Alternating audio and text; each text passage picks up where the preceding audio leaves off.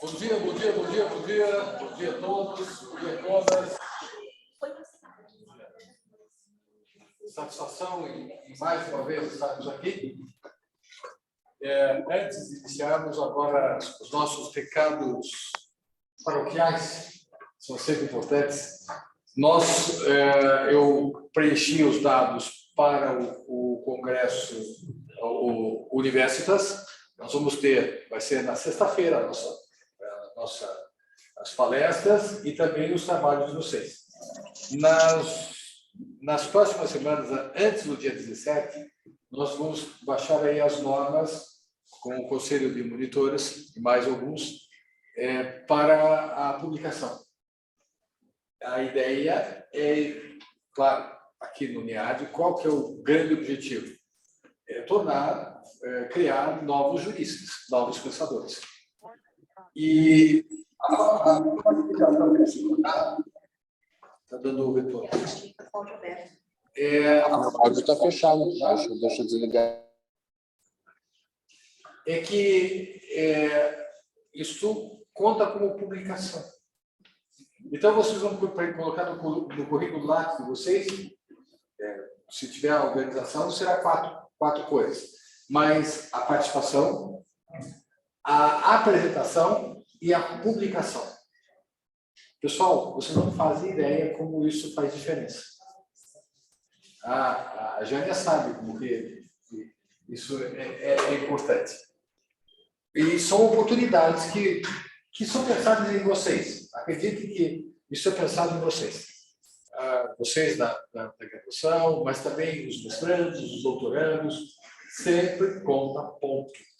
Sempre conta ponto. E a questão de pontos é algo massacrante, principalmente para nós. Tá? Isso é algo de extrema importância. Então, nós teremos aí em outubro, já comecem a pensar para a redação de artigos, todos, tá? Para a redação de artigos. É aberto, isso vai ser aberto, vai ter depois a comissão que vai escolher os artigos para a publicação. A publicação será feita por e-book. Então, vocês vão poder acessar. Isso é uma forma, já, como eu disse, já está tudo acertado e isso vai ser publicado. Provavelmente vai ser em outubro, mas deve sair no final de dezembro, no começo do ano que vem. Mas já conta. Já conta. Bom, o tema de hoje é um tema que, quando vocês passarem dos 35 anos, começa a ser uma preocupação. Tá? Começa a ser uma preocupação bastante interessante. Do professor Eduardo, por exemplo, é algo que ele pensa diuturnamente, como fazer. Alguns de vocês aí também presentes podem começar a imaginar como é que deve ser essa questão da previdência social, mas essa previdência social que nós vamos trabalhar, ela também vai abarcar algumas conquistas. Lembre-se que o Mercosul, embora ainda não seja um mercado comum, ele pretende ser. É interessante que nessa segunda-feira eu vou dar uma palestra sobre a história do Mercosul para o pessoal da Bahia, tá? A OAB da Bahia. Eles pediram, tá bom? Então, pediram para nós aqui e acabei sendo indicado. E vou dar uma palestra sobre a história do Mercosul. E dos objetivos do Mercosul, ele pretende vir a ser um mercado comum, é a harmonização das legislações. Dentre a harmonização das legislações, nós temos, claro, a questão previdenciária. E, embora alguns de vocês ainda não tenham tido, estão no começo da faculdade, ainda não tenham tido direito previdenciário, já ouviram falar de direito previdenciário. A reforma da Previdência, as várias questões decorrentes de modelos econômicos que nós adotamos ao longo da história, isto tem feito muita diferença. E então é com satisfação que eu convido as professoras Maria Fernanda e Letícia para a apresentação deste interessantíssimo tema.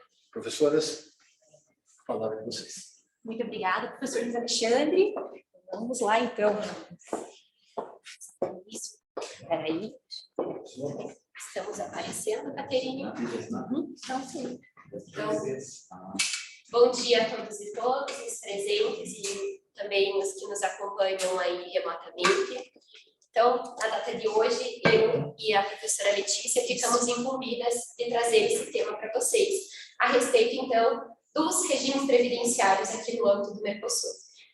Para uma questão assim, de sistematização da nossa apresentação, a professora Letícia vai iniciar a fala, fazendo um retrospecto, então, a respeito da Seguridade Social, como é que funciona aqui no Brasil, e na sequência, então, eu sigo a fala tratando a respeito dos demais países, para então finalizarmos falando a respeito do Tratado Multilateral de Seguridade Social que nós temos aqui no Mercosul. Então, eu passo a palavra à professora Letícia e, na sequência, eu assumo. Obrigada. Muito obrigada, professora Maria Fernanda. Bom dia a todos os presentes, a todos os nossos amigos também que nos acompanham no virtual.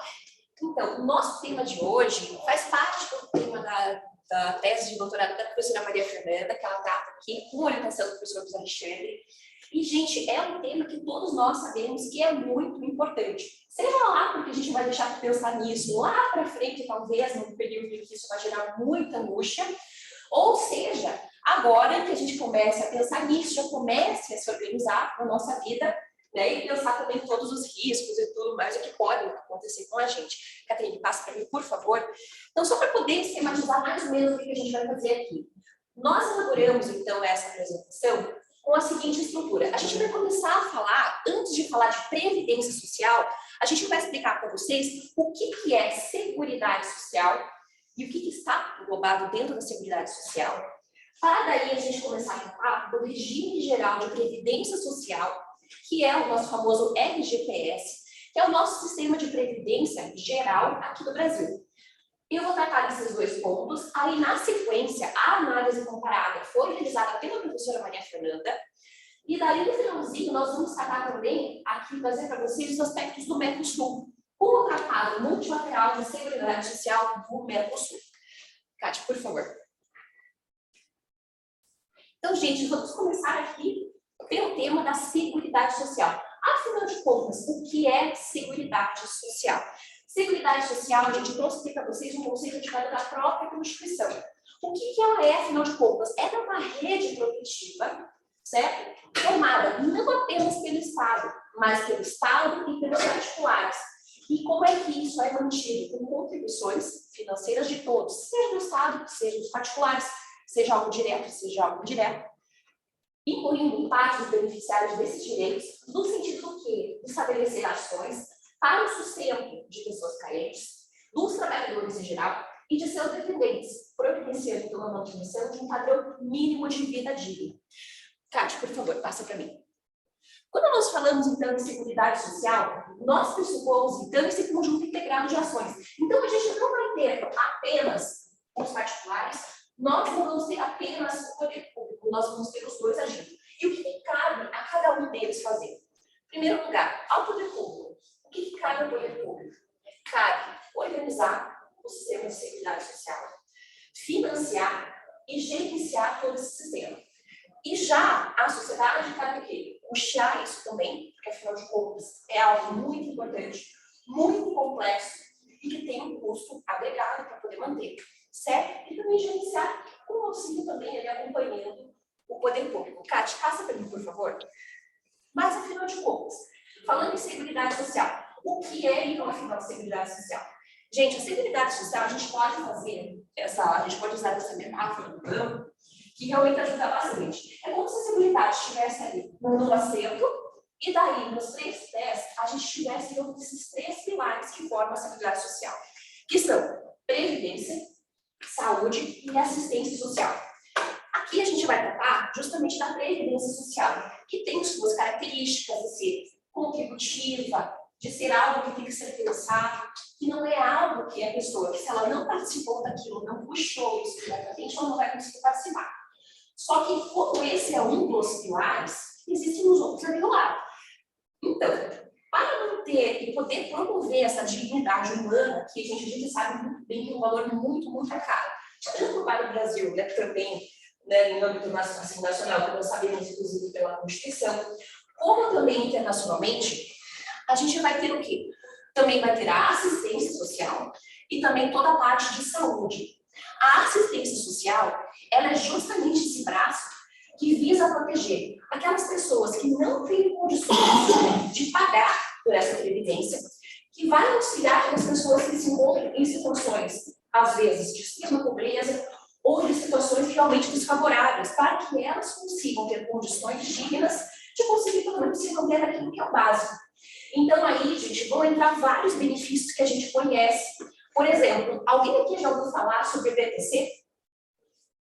Ninguém ouviu falar sobre benefício de prestação continuada. Isso, exatamente, exatamente. Para que ele serve, por exemplo? Para aquelas pessoas que possuem algum tipo de deficiência ou para aqueles idosos que também não têm meio de subsistência própria ou pela família, esse benefício vem para quê? Para dar aquele auxílio, para dar aquela base, aquele suporte para essas pessoas conseguirem manter, pelo menos, aquilo que é o básico. Então, vejam, aqui não vai depender de nenhuma contribuição específica. Então, qualquer pessoa que se encontre nessa situação que precise, ela vai ser amparada. E a saúde, como nós sabemos também, que é universal e que atende a todos. Inclusive, gente, a assistência, apesar de ser um assunto controvertido, atende até os estrangeiros, né, que se encontram aqui, e a saúde é a mesma coisa. Então, se você tem alguém que de repente veio, um alemão que veio passear por aqui, eventualmente não estava com seguro de saúde, vamos pressupor uma coisa bem completamente fora do que realmente acontece. E essa pessoa quebra a perna, atravessando a rua. Ele vai para a universidade pedir pelo SUS? Vai. Então, gente, isso é muito importante. Vejam como isso aqui realmente é um tripé muito importante. Cátia, faça, por favor. E vejam, caso um desses pilares não seja atendido, caso um desses pilares seja deixado de lado pelo Estado, o que acontece? O plano todo cai. E com isso, o que acontece? A população fica numa situação absolutamente desfavorecida. Por isso que é importante pensar que a seguridade realmente é algo muito, muito, muito caro para o Estado. E agora, falando disso tudo, a gente vai passar a falar um pouquinho sobre a previdência social. Deixa eu passar para ti. Gente, quais são os objetivos, então, da previdência social em si? O que o Estado vai fazer? Tomar uma água, né? Porque isso hoje é um pouquinho acendrado. Quais são, então, os objetivos do Estado aqui para poder promover a previdência social? Ele vai fazer o quê? Ele vai tentar uma universalidade de cobertura e de atendimento, certo? Uniformidade e equivalência de benefícios e serviços às populações urbanas e rurais. Com isso, o que ele pretende? Atingir o máximo possível de situações de risco para as pessoas, assim, com o maior número de cobertura que ele puder fazer. Só que aqui a gente tem que se lembrar que a gente trabalha com reserva do possível. E aqui a gente também tem que pensar que existe precedência de fonte de custeio, que sem isso a gente não consegue fazer nada. A gente tem que ter sempre um caixa muito organizado. Não sei se alguém aqui de vocês gosta de direito financeiro, ou estuda, pelo menos, por necessidade. A cara da Bruna diz tudo. O professor da Alexandre me apoia. Gente, é muito importante assim, pensar que, diferente do particular, que às vezes pode tomar uma decisão inadvertida em termos financeiros, o Estado tem que ter o caixa dos orçamentos dele muito organizados. Porque senão, ele não tem como, ele não tem para onde se socorrer praticamente. Então, assim, o que acontece? Tudo tem que ser muito, muito, muito organizado. Então, ele tem que ter o dinheiro certinho para ele saber onde que ele vai colocar na assistência, como que ele vai custear a saúde e como é que ele vai usar os recursos que ele recebe para a Previdência para que as pessoas que hoje estejam no uso de algum benefício previdenciário possam se manter nessa situação. Então, isso tudo é muito importante. Uniformidade e equivalência dos benefícios em relação a benefícios e serviços das populações urbanas e rurais. Veja, a Previdência Social, ela não se pauta apenas em benefícios, mas também existem serviços de readaptação profissional, tudo mais assim, que servem justamente para atender Imagina. E servem para quê? Para permitir que aquela pessoa tenha condições realmente de conseguir entrar no mercado de trabalho, possa se inserir e possa ter seu próprio sustento. E com isso, depois também possa puxar a sua própria previdência, pensando no futuro. E veja, tudo isso daqui tem que ser em condições equiparadas para populações urbanas e rurais. Ou seja, você não tem como privilegiar uma das duas em detrimento da outra. Claro, existem especificidades de contexto. Mas, a princípio, você não vai criar um benefício específico para uma das populações e não vai cobrir a outra. Aí, justamente, para poder permitir que tudo isso aconteça, existe seletividade e distributividade na prestação desses benefícios e de serviços. Ou seja, você seleciona o que você vai prestar e você vai distribuir aquilo de acordo com aquelas pessoas que efetivamente estejam amparadas ali nos benefícios. E também, gente, irredutibilidade do valor dos benefícios. A ideia é permitir que as pessoas consigam mais se manter com aqueles valores que estão puxados. Gente, também temos equidade na forma de participação em custeio, que daí já é uma matéria mais afeta ao direito financeiro também. Diversidade de base de financiamento. Por quê? Gente, a gente não vai começar e colocar todos os ovos numa cesta só. Então, para que serve? Existem várias fontes diferentes de onde eu vou ter esses recursos para puxar isso aqui. Então, isso também é muito importante. E o caráter democrático e descentralizado da administração, mediante a gestão que a gente considera, né, que é quadripartite, que tem o quê? A participação dos trabalhadores, dos empregadores, dos aposentados e do governo mesmo. Para quê? Para tomar todas as decisões afetas à parte da previdência. Você tem alguma observação aí? Não? Então tá. Cátia, você passa para mim mais um? Obrigada. E agora, gente, para pensar um pouco sobre como é que tudo isso se fundamenta. Veja, existem dois modelos aqui para a gente pensar em como que a previdência, por exemplo, a assistência também, que fazem parte da Seguridade Social, elas são financiadas, elas são puxadas e tudo mais. Existe o modelo de Beveridge, existe o modelo de Bismarck. O modelo beverigiano, gente, ele pressupõe o quê? Ele vai pressupor essas contribuições. Então, você contribui e daí você consegue usar. Então, esse é o nosso modelo da previdência. Agora, a assistência não. A assistência, como você não vai contribuir, já vai se inserir mais aqui nesse modelo do Bismarck. Tá bom? Pode passar, Cátia. Bem rapidinho. Eu só explico, então, um e outro. Ah, tá. Pode voltar aí, então, Cátia. Então, o que acontece? Aqui no modelo beverigiano, a ideia é justamente essa. Todas as pessoas vão contribuir, vão, né, enfim, pagar por isso e formar, enfim, tudo bem, imagina. E vão formar justamente esse lugar, assim, digamos assim, essa grande cesta, né, de valores que vai ficar ali disponível depois para que essas pessoas que contribuíram e que pagaram para isso possam usar esses benefícios. Então, pressupõe essa participação, certo? Agora, o modelo do Bismarck já é um pouco diferente. Estou fazendo bem por cima agora, professor, porque realmente a gente depois tem toda a parte comparativa para fazer. O que acontece com o modelo do Bismarck? Aí a coisa já é diferente. Veja, não existe uma contribuição específica para isso. Existem os recursos que estão disponíveis, né? Se até quiser fazer alguma observação, fica à vontade. E daí, justamente assim, disso tudo que é oferecido, é que saem essas possibilidades, né? Você gostaria dos benefícios? Alguma observação, professor? Não, eu só para lembrar, eu não esqueço, vocês podem não ter essa preocupação aí, mas certamente vocês já têm. Já é algo para entender como funciona. Como funciona esse sistema. O sistema brasileiro tem umas peculiaridades bem curiosas que nós vamos ver mais adiante. Tem mesmo.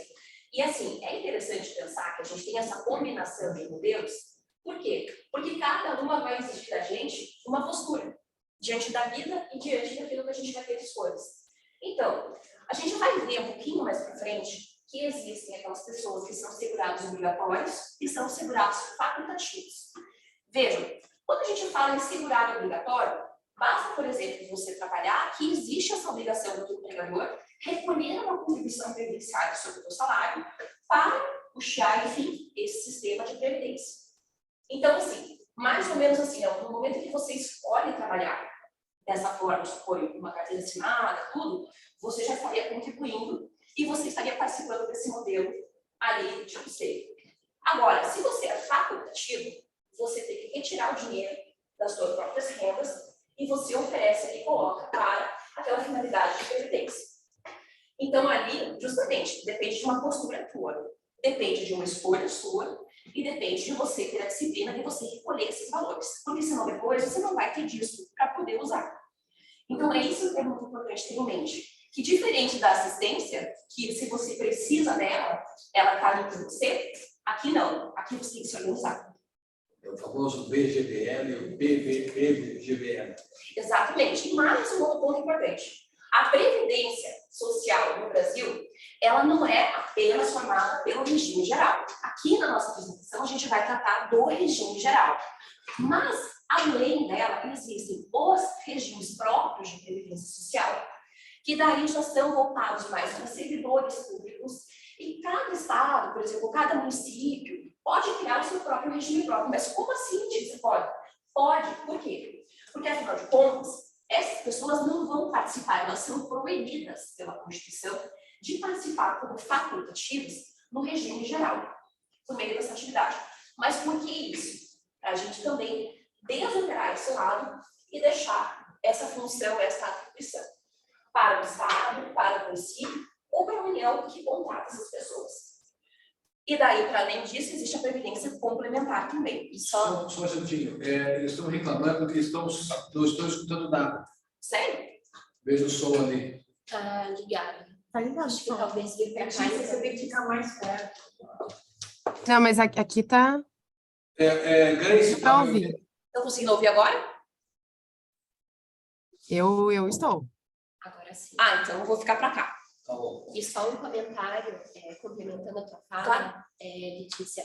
Em determinados casos, é possível que um servidor vinculado ao regime próprio de previdência social, exemplo de um médico, por exemplo, sim, que está vinculado a um município, um regime próprio de determinado município, ele venha a contribuir também na qualidade de contribuinte obrigatório perante o regime geral de previdência social, se paralelamente, ou seja, se concomitantemente, ao mesmo tempo, ele também prestar serviços na iniciativa privada. Então, Exato. desse modo, exemplo desse médico, se durante a vida toda ele contribuir tanto para o regime geral como também para o regime próprio, futuramente ele preenchendo os requisitos, ele poderá então obter duas aposentadorias, uma pelo regime próprio e outra pelo regime geral. Perfeito. E nesse exemplo da professora Maria Fernanda, é interessante vocês perceberem o seguinte: não é uma única fonte de renda que te permite se inserir nesses dois regimes concomitantemente. São duas fontes diferentes. Então, a pessoa é vinculada, por exemplo, ao município de Curitiba, vamos dizer dessa forma. Ela vai estar afiliada ali ao regime próprio, e daí, se ela trabalhar, né, enfim, na iniciativa privada, ela pode contribuir sobre essa outra fonte de renda, aí sim no regime geral. Mas são duas fontes diferentes. Agora, o que a Constituição veda é essa possibilidade da pessoa que só é médica, por exemplo, do município de Curitiba, usar esse salário tanto para estar afiliada ao regime próprio quanto ao regime geral.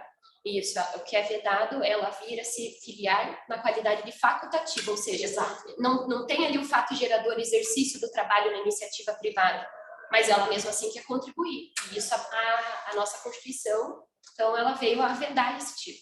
Só vai poder contribuir para os dois regimes se o fato gerador, ou seja, o exercício da atividade, se enquadrar ali, estiver presente em ambos os casos. Isso mesmo. Bem, a lógica, vocês podem perceber que a lógica é bem tributária, né? Para quem gosta de pensar em direito tributário, essa realmente é a lógica. Você tem dois fatos geradores diferentes que vão permitir a incidência dessa contribuição em cada uma das fontes diferentes. Tudo entendido? Alguma dúvida? Não? Perguntem para vocês que estão no início, se tiverem dúvidas, perguntem. Dilemas? Dúvidas? Lembre-se isso aqui não é uma palestra, é uma grande tábua redonda. Ela tem uma dúvida, uma angústia, que vai esperar Aqui tem dúvidas, várias dúvidas. Como as serviços previdenciários em relação a imigrantes refugiados no primeiro modelo? Porque se existe a exigência da contribuição por parte de toda a população, como eles acabariam usufruindo ou não usufruindo? Eles não seriam abarcados, porque a nossa Previdência ela tem a seguinte lógica: só recebe quem contribui. Logo, se você não contribui, futuramente você não vai vir a receber. O que esses imigrantes refugiados poderão vir a receber são benefícios sociais por parte do governo. Assistenciais. Exatamente, mas eles não vão se enquadrar aqui no pezinho, ali na perninha previdência, e sim na assistência. Exatamente. Veja, eles não ficam desamparados, mas eles não conseguem participar do regime previdenciário. Eles vão estar ali, de repente, com algum benefício assistencial, qualquer que seja, dependendo realmente das necessidades também dos requisitos, vão estar ali na parte de assistência. Mais alguma dúvida, questionamento? Enfim, angústia? O que acontece muito, a professora Letícia vai falar logo adiante dos benefícios, mas é muito comum, por exemplo, senhorinhas de idade. Vocês já devem ter se deparado isso na família ou conhecidos, de senhorinhas que completam a idade e nunca contribuíram, mas elas sempre falam, não vejo a hora de eu atingir a minha idade para receber a minha aposentadoria por idade. Aí eu pergunto para vocês, com base no que nós falamos agora, elas terão direito a receber essa aposentadoria por idade? Não. Por quê? Porque elas nunca contribuíram. Ou, eventualmente, contribuíram, mas não o tempo mínimo necessário também para vir a receber. Então, em ambas as possibilidades, infelizmente, essa senhora não vai fazer jus ao benefício de pensão, de aposentadoria por idade. Eventualmente, ela vai se enquadrar ali para vir a receber o BPC, se ela preencher os requisitos. Mas, caso contrário, infelizmente, não vai estar recebendo aí nenhum valor. E, gente, prestem muita atenção nesse ponto, por quê? Porque, às vezes, as pessoas, elas chamam de aposentadoria algo que não tem uma natureza jurídica de aposentadoria. Por quê? O BPC, como a gente comentou, existe essa forma de cabimento também para idosos. Só que daí existe uma renda máxima, familiar e tudo. Aí a pessoa vai lá e chama isso de aposentadoria, porque, no final das contas, na prática, acaba tendo a mesma utilidade. Só que não é uma aposentadoria, é um benefício assistencial. Certo? Então tá bom. Vamos passar para o próximo, Cátia. Então tá, gente, agora falando um pouquinho sobre a estrutura, sobre a parte legislativa do sistema previdenciário brasileiro. Bem, em primeiro lugar, a gente tem várias regras também que são da nossa Constituição Federal. Depois, existe a Lei 8.212 de 91, que é a famosa Lei dos Benefícios Previdenciários, que é ali que estão previstos todos os benefícios, com todos os seus detalhes, e também algum detalhamento a mais, depois do Decreto 3.048 de 1999. E agora, também, como a gente sabe que essa parte de custeio ela é muito detalhada, ela é muito importante, a gente tem uma lei específica sobre custeio, sobre como é que são feitas as contribuições, sobre destinação e tudo mais. Isso tudo, gente, já vai estar na Lei 8.212 e daí aqui tem invertido, tá, gente? Não, tá invertido. Que é justamente a lei do custeio e a lei dos benefícios. Pode passar aí, Cátia.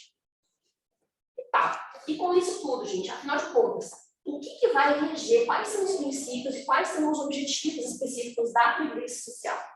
Como nós vimos, universalidade de participação, né, nos planos previdenciários, uniformidade e equivalência dos benefícios, tudo isso também, gente, está repetido na legislação específica.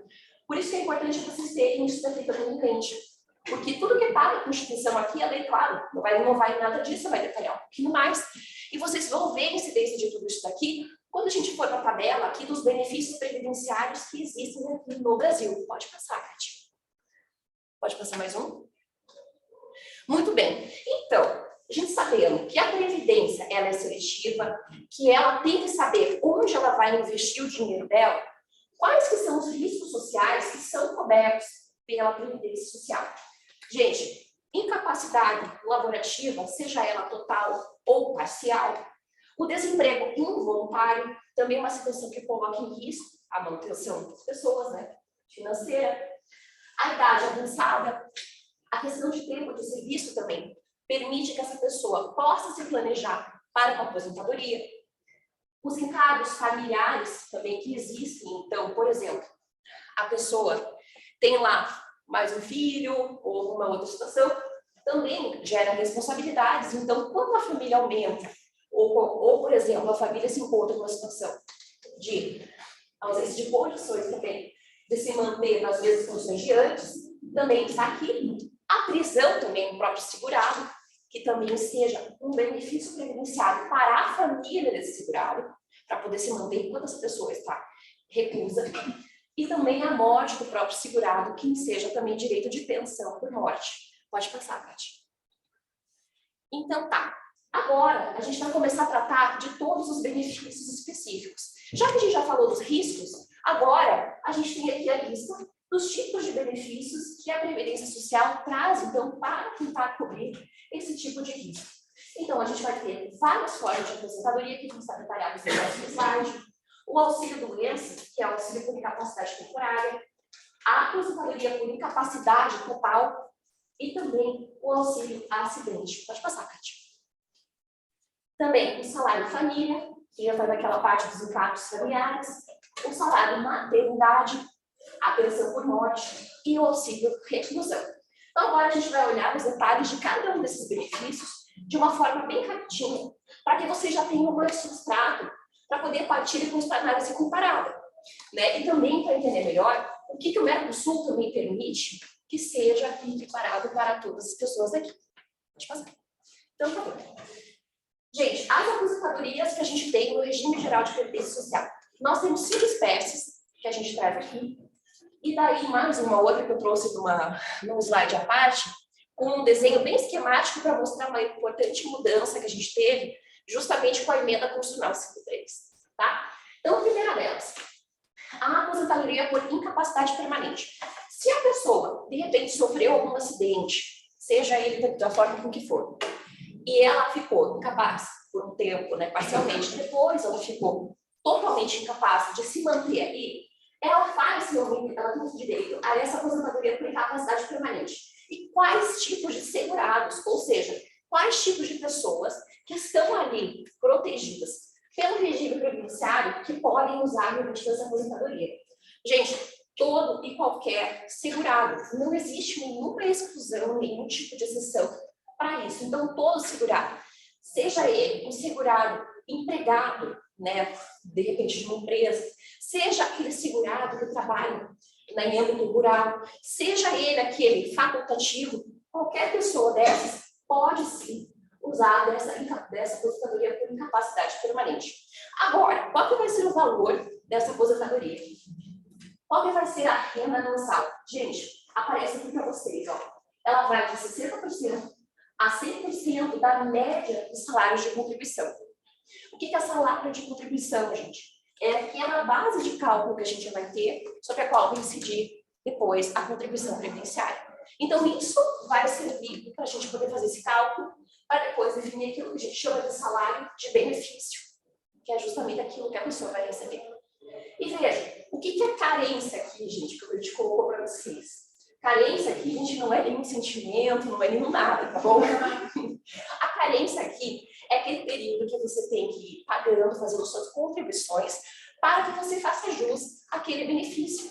Então, veja, uma pessoa aqui, em regra, que vai pedir então, uma aposentadoria por incapacidade permanente, essa pessoa tem que ter contribuído por 12 meses, tá? Então, assim, se ela cumprir tudo isso daqui e ela precisar desse benefício, ela vai poder usar, tá bom? A aposentadoria programada, pode falar. Uma pergunta. Essas 12 contribuições têm que ser logo entre os servidores a esse motivo da incapacidade permanente, ou se eu contribuir, parei por um tempo, eu posso depois Não. benefício? Essa carência está associada à qualidade de segurado, que a gente diz. Que para que qualquer beneficiário venha ter direito a receber algum benefício, ele tem que estar com uma qualidade de segurado dele em dia. Então, nesse caso, vamos pegar você de exemplo, por exemplo. Você nunca contribuiu e você começa com a tua intenção agora de vir a recolher, tá? Durante 12 meses consecutivos, você faz o teu recolhimento para a Previdência Social. Digamos que a partir do 13º mês, você já vai estar apta a solicitar, então, esse benefício. Só que a questão é a seguinte, a doença ela não pode ser anterior, ela não pode ser pretérita. Então, ela, supostamente, para você fazer jus, ela teria que ter surgido ali do 13º mês em diante. Sim, mas, por exemplo, eu contribuí 12 meses, aí por algum motivo eu parei, por exemplo, quem pagava era o meu empregador. Eu saí do meu emprego e aí eu acabei não conseguindo fazer a contribuição, né, individual.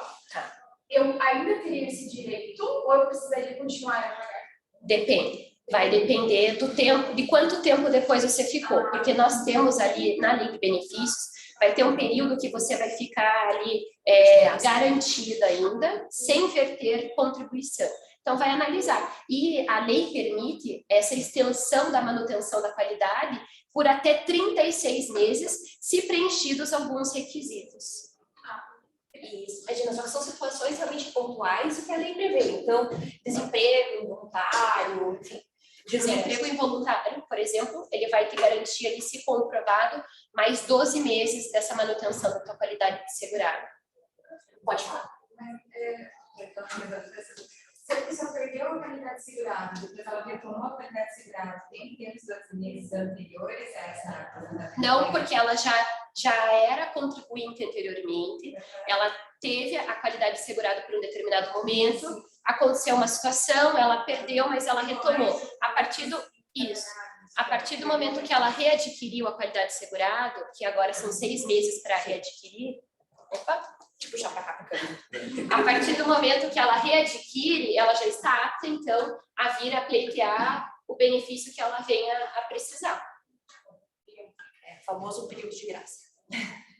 Então, gente, tudo bem. Então, isso aqui realmente é uma situação de emergência, uma situação que a pessoa não pode planejar na vida dela. Mas, é claro, foi contribuindo, foi seguindo a vida disciplinadamente, ou então com a proteção, graça de não ter sido demitida, ou sofrendo qualquer outra desgraça que poderia acontecer.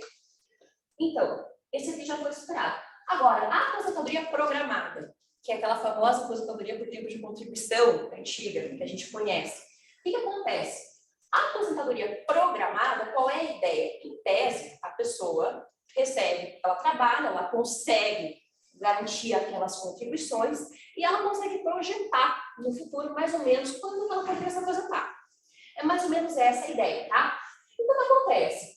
Quem que pode usar essa aposentadoria programada? Todo segurado, tá? A lei não traz nenhum tipo de restrição. E, gente, a renda mensal dessa pessoa é uma parte dos 60%, né, da média de todos os salários de contribuição, SC aqui, gente, é salário de contribuição, que é aquele sobre o qual incide, né, depois a contribuição previdenciária. Isso, gente, contado a partir de julho de 1994. Foi quando surgiu o Plano Real. Tá? Então, esse que é o marco que o legislador utilizou para definir quais que são esses salários que vão ser utilizados para essa finalidade. E aqui, gente, a carência também. 180 contribuições mensais.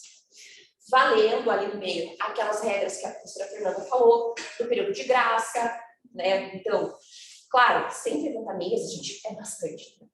Então, tem que ter algum tipo de proteção, algum tipo de garantia, caso aconteça algum infortúnio, que a pessoa possa realmente, né, não perder tanto tempo ali também para a sua programação. Aí, gente, depois a gente ainda tem a aposentadoria por idade rural. Então, falando em aposentadoria por idade rural, gente, quem são os segurados que podem, então, usar esse benefício? Aquelas pessoas que são empregados rurais, aqueles também segurados especiais, que a gente geralmente conhece, como aquela pessoa que tem lá a sua própria terra, que trabalha com a sua família, né, ali, e dali tira a sua subsistência. Antigamente, essas pessoas também não precisavam, digamos, ter algum tipo de contribuição, mas hoje ela é possível também. Então, o que acontecia?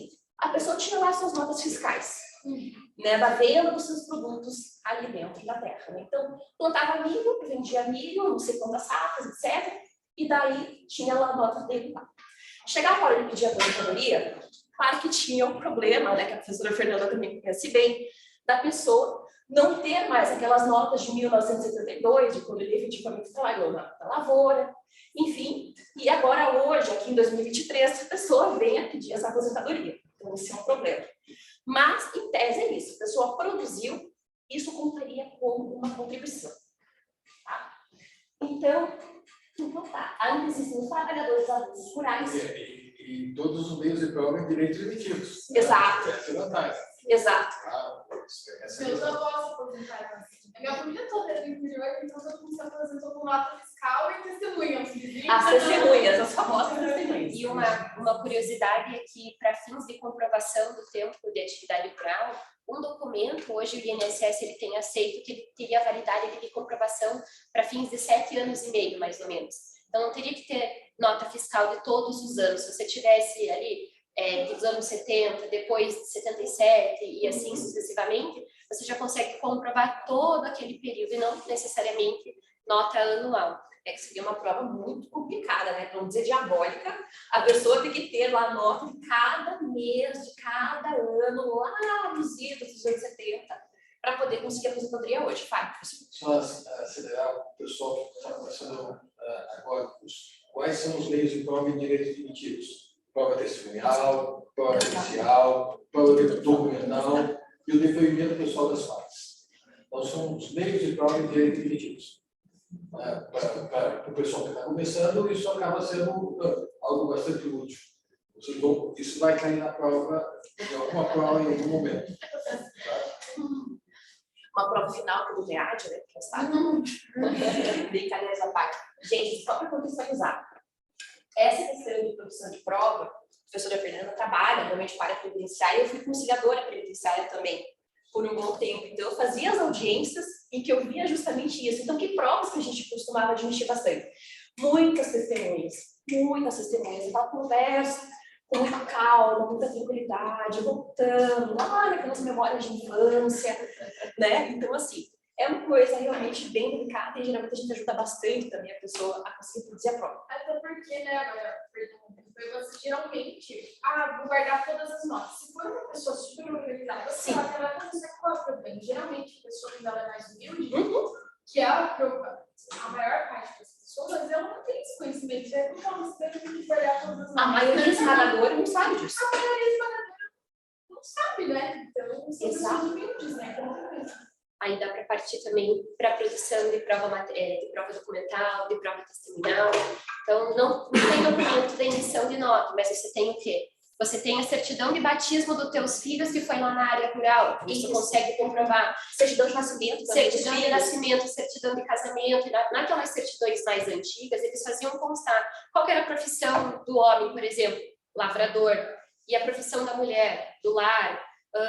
Quem trabalhava assim, em módulo rural familiar, também através da matrícula do imóvel, você consegue comprovar, mesmo que esteja vinculado aos sogros, a cunhados, a familiares, conseguindo comprovar por vários meios documentais, aí facilita bastante o reconhecimento desse período rural. Exatamente. Então, esses efeitos, por exemplo, se for fazer em termos de claro, eu vou adiantar uma partezinha, mas ele é estrangeiro, ele veio para o Brasil, ele pode contar nessas questões também? Sim, se restar demonstrado que de fato ele trabalhou na área rural, aí ele vai conseguir. Isso acontece muito ali na região da fronteira, que tem muitas pessoas de fora que trabalham aqui no nosso estado, digamos, na área rural. Mas não precisa ter acordo bilateral para isso? Não nos termos do Mercosul, mas acordo previdenciário. Eu sei que o Brasil faz uma série de acordos previdenciários. Sim. Nesse caso, não será necessário se ele preencher todos os requisitos aqui, se realmente restar comprovado, porque ele vai fazer jus ao benefício aqui no nosso país.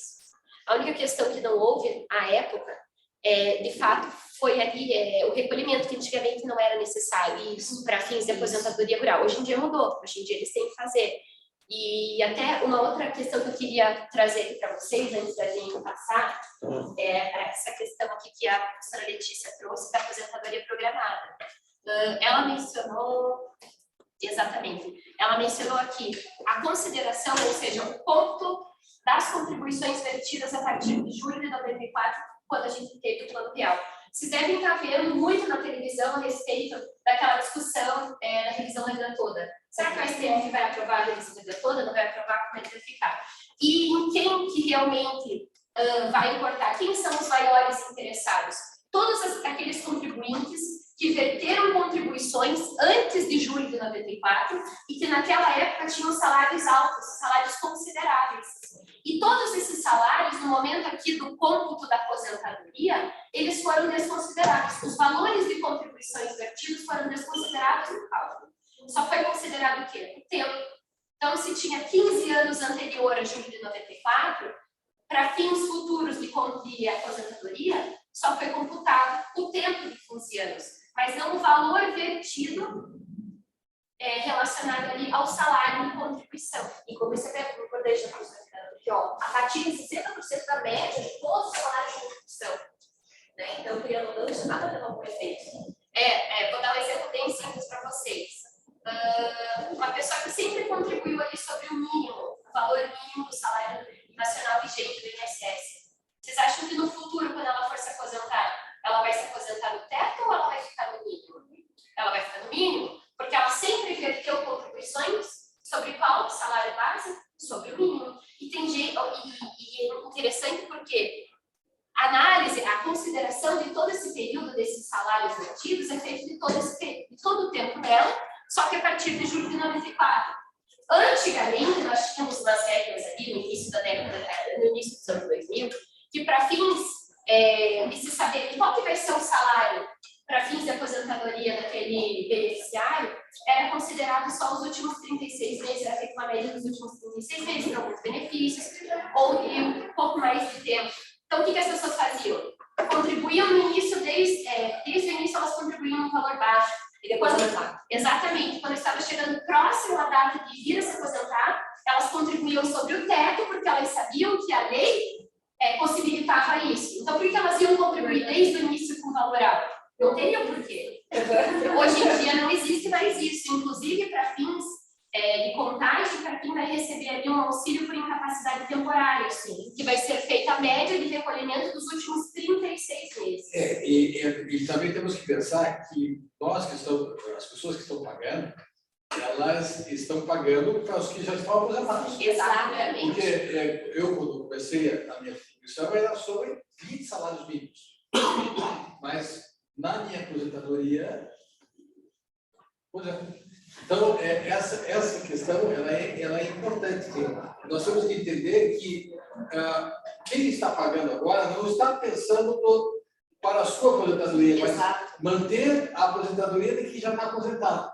Então, é um raciocínio, por mais que eu tenha ficado furioso com isso, eu tenho que compreender a estrutura, senão o sistema não ele vai quebrar. Então, tem que ter uma certa lógica. Importante isso que o professor falou, até porque eu acabei passando um pouco correndo nesse ponto, mas esse ponto é crucial, gente, porque você aqui, pensando em previdência, você não está fazendo uma poupança das suas contribuições para o futuro.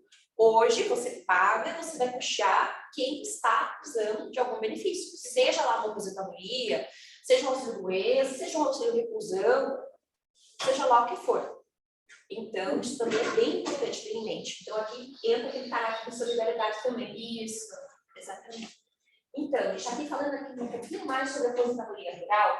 Tem os trabalhadores avulsos, que são os nossos famosos OSRs, e também os contribuintes individuais, rurais e DLTs. Aqui, gente, a gente já começa a pensar naquelas pessoas que, por mais que estejam no ambiente rural, tenham praticamente uma coisa um pouquinho mais empresarial ali dentro. Então, assim, quando você vai pensar no segurado especial, você vai pensar geralmente em quem? No núcleo familiar, enfim, pai, mãe e filhos, que plantam para a sua subsistência e vendem aquilo que sobra, né, o excedente. Aqui não, aqui a gente tem pessoas que têm um pouquinho mais de capacidade produtiva e que conseguem contratar mais pessoas, porque a lei também prevê a possibilidade de tempo e de pessoas no ano para não perder essa característica de segurança especial. Certo? Pode passar, Kate. Muito bem. Para fechar aqui as aposentadorias, ainda temos aqui as aposentadorias especiais. Seja pelo contato efetivo com agentes nocivos, seja também em razão de deficiência. Tá? Então, o que acontece? Agentes nocivos. Quem que pode, né, se beneficiar dessa aposentadoria? O segurado empregado, que é aquela pessoa que é contratada, né, para trabalhar em situações de periculosidade, insalubridade, mas com contato efetivo. Também é uma coisa muito comum em ver também em audiência previdenciária, que a pessoa pegava lá, eu pertenço à categoria, por exemplo, de segurança. A pessoa de segurança de banco. Mas a pessoa, enfim, é um exemplo mais complicado, mas ele é bem didático. Então, assim, a pessoa está ali, trabalha com segurança de banco. Mas vamos imaginar que tudo bem, mas ele lá ele não estava armado, estava sentado num outro lugar, uma coisa bem fora da casinha. Mas que, né, essa pessoa não tem contato com esse perigo simplesmente por ser segurança. A pessoa, para conseguir essa aposentadoria, tem que provar que efetivamente estava nessa situação. Isso aqui é uma coisa também bem complicada, porque bastava ter o PPT, né, ali mostrando que aquela categoria tinha essa presunção de periculosidade, que ela já usava isso daqui. Mas aí não precisa ter 65 anos, ou pode? Não. 180 contribuições. Só a referência é essa. A referência é a lei das contribuições. E daí existem as aposentadorias híbridas também, né, que vão... E é um tempo menor justamente por se considerar que se ela estava exposta a certos riscos, a certos agentes, não tem por que ela guardar em tese 30 anos de contribuição. Ela acaba Igual aos demais. Exatamente, ela acaba, daí vai depender de cada categoria em qual grau que ela vai se enquadrar. Então, em alguns casos, com 20 anos ela já vai conseguir, com 25 anos do exercício É o famoso periculosidade. e também a insalubridade. Tem bastante funcionário que trabalha em gráfica, que está ali diariamente manuseando tintas, vários agentes expostos a vários agentes químicos. Então, eles também conseguem se enquadrar aqui, preenchidos os requisitos, para fins de aposentadoria especial. Motorista de ônibus, antigamente, que ficava ali muito exposto àqueles barulhos muito fortes, também conseguiu. Hoje em dia já é mais difícil de conseguir enquadrar, porque os ônibus eles são mais modernos, o barulho já está dentro ali de um decibel que é entendido como aceitável. O cobrador de ônibus também tinha essa situação. E como pode ser superior a 100%? Além de 100% da média de salário de contribuição. Acho que aqui, ó, isso pode ser superior a 100%. Acho que Não, acho que isso aqui é muito uma coisa que tem que ser discutida. pode ser desconsiderado. Desconsiderem-se, por favor, tá? O limite é 100%. Mas senão a pessoa vai ganhar 500%. Então, a gente então, tá, pode falar, Ju. Mas uma pergunta, pessoas que trabalham, por exemplo, em câmeras frias, também conseguiriam entrar aqui? Sim, mas desde que se ela trabalhou a vida inteira naquela condição. Lembrando que, de acordo com a CLT, pessoas que trabalham em câmaras frias, a cada determinado tempo de serviço, de atividade, ela tem que fazer um descanso ali, uma pausa, para daí depois ela retornar. Exatamente. E também, para além dessa aposentadoria especial dos agentes nocivos, existe também aquela para as pessoas com deficiência. O que acontece? Quem que pode usar também dessa aposentadoria? Todos segurados, exceto segurado especial, em regra, né, que deve existir exceções, e o contribuinte individual, facultativo, que opte pelo recolhimento simplificado. Muito bem. Então, aqui, gente, a renda mensal também é 100% do salário de benefício, ou seja, aquele final, né, depois da incidência. Só uma pergunta aqui no chat. Amianto entra nessa ou apenas reduz o tempo? Não, amianto ele vai se enquadrar aqui na exposição, tá? Só que o que tem que ficar muito claro para todos. Não basta só por poucos meses a pessoa ter sido exposta a esses agentes para ela fazer jus a uma aposentadoria especial. Não, ela tem que fechar o tempo lá, um tempo de 15 anos, 20 anos ou 25 anos consecutivos para ela conseguir se aposentar aqui como aposentadoria especial. Agora, não tem os 25 anos, não tem 20, não tem 15, mas tem um ano. Como é que vai ser feito? Vai ser utilizado, então, esse tempo de um ano na contagem do tempo normal, só que esse tempo de um ano ele vai entrar com um fatorzinho um pouco maior. Então, na conta final, ele não vai ser considerado só um ano, ele vai ser considerado um ano e mais alguns meses, a depender de se homem ou se mulher, porque nós temos ali um fator diferenciado para fins de cálculo. Exato, a ideia é justamente proteger essas pessoas que estavam numa situação vulnerável, digamos assim, de trabalho, né, frente aos demais que estão numa situação um pouco mais E favorável. assim, são muitos agentes, são muitas situações. Sim. Onde que nós vamos encontrar quem que se enquadra e quem que não se enquadra? Principalmente nas instruções normativas do INSS, que regularmente elas acabam sendo atualizadas. Então, cada vez mais elas vão abrangendo mais situações ali conforme vai se alterando o cotidiano dos trabalhadores e dos contribuintes. Exatamente, então, tecnologia, tudo, né, que de repente permite que as pessoas não tenham esse contato tão próximo também daquele agente nocivo, pode alterar isso também. Então, é importante saber disso também. Então, no deficiente, gente, então, 100% do salário de benefício, com o fator previdenciário facultativo, e 180 contribuições mensais. Com isso aqui, é importante falar sobre deficiência, gente. Depois que a gente teve, né, justamente o Estatuto da Pessoa com Deficiência, o nosso conceito de deficiência é completamente diferente daquele que a gente tinha antigamente. E deficiente, gente, não é só o deficiente físico, não é só o deficiente, né, de repente, que sofre uma doença mental grave ou alguma coisa dessa. Mas isso vem da interação da pessoa com os fatores em volta e fatores sociais. Então, é algo muito mais abrangente e é algo muito mais protetivo. E que visa o quê? A permitir que essa pessoa se encontre uma igualdade, né, material perante as outras pessoas. Então, o Estado traz algum plus para essa pessoa conseguir, né, viver em condições semelhantes àquelas, né, para as devidas dificuldades. E mais uma observação, depois que nós tivemos essa alteração, o conceito de deficiência ele não vai estar ligado diretamente à incapacidade laborativa. Exato. Então, nós podemos ter uma pessoa, um sujeito que ele possui uma deficiência, mas que não necessariamente ele está incapaz do trabalho. Mas o simples fato dele ser possuidor daquela deficiência, nos termos da lei, já o torna apto, então, a vir a receber aqui um determinado benefício em decorrência da sua deficiência. Exatamente. Kátia, passa para o próximo. Isso. E daí aqui um ponto também importante, que a gente até achou aqui de um escritório muito legal esse esqueminha, justamente sobre as alterações que vieram com a emenda 103 de 2019. Gente, aqui a aposentadoria por idade urbana realmente teve uma série de mudanças. E aqui, gente, antes da reforma, como é que funcionava? Homens e mulheres que quisessem ter essa aposentadoria por idade urbana, 65 anos de idade para o homem e 15 anos de carência e 180 contribuições, tá? Então, para quem pensou em 180 contribuições, que nem aquele exemplo da mulher grávida que fala que em semanas, que as pessoas se perdem, né? Quem não passou por uma gravidez se perde nesse tempo. Então, para quem não sabe, 180 contribuições, 15 anos de carência, tá? E para as mulheres, 60 anos de idade, 15 anos de carência. Após a reforma, o que aconteceu? O fator aqui para se manter... Esse por idade, sempre, né? Por idade. Aqui nos 15 anos de carência, essas 180 contribuições, isso passou para 240. Então, assim, aumentou pra caramba. 5 anos aqui de carência é bastante coisa. E aqui para as mulheres, saiu dos 60 para os 62 anos de idade e se mantiveram essas 180 contribuições. Certo? Kátia, pode passar para o próximo. Aí, só para fechar aqui, gente, de tudo isso que a gente viu aqui sobre o sistema previdenciário brasileiro, o que a gente percebe?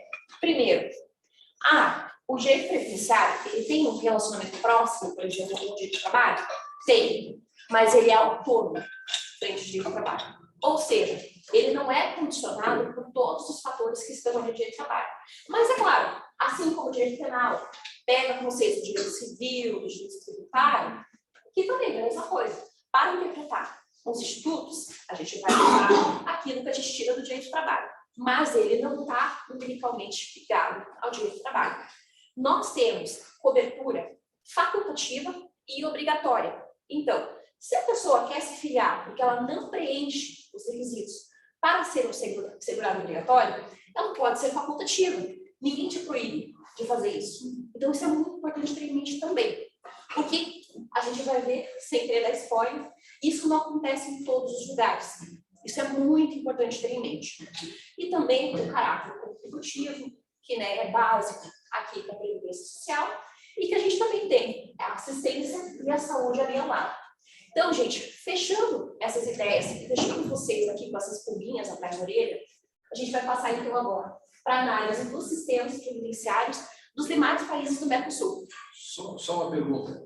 Então, nós temos aqui por idade e temos por tempo de serviço, que não foi muito trabalhado agora. Então, no tempo de serviço também houve uma série de modificações. Sim. Esta ideia de tempo de serviço, ela é comum no Mercosul?